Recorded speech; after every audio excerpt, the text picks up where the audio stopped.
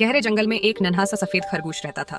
वो सबका पसंदीदा था, खुश, मासूम और बेहद तेज। मगर उसी जंगल में रहती थी एक बहुत लालची और चालाक लोमड़ी। इसकी चालाकी पूरे जंगल में मशहूर थी। वो किसी की चीज न छोड़ती और इसका सबसे बड़ा निशाना हमेशा वही नन्हा खरगोश होता।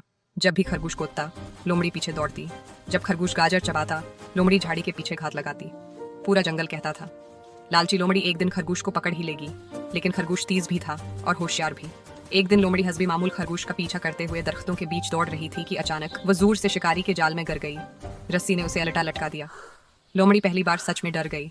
वो चीखने लगी, कोई है, मुझे नीचे उतार दो। जंगल के सब जानवर छिपकर देख रहे थे। सबके दिल में एक ही सवाल था, लालची लोमड़ी की मदद कौन करेगा। लेकिन खरगोश रख गया। वो दिल ही दिल में बोला, ये हमेशा मुझे नुकसान पहुंचाना चाहती थी, मगर आज ये खुद मुश्किल में है।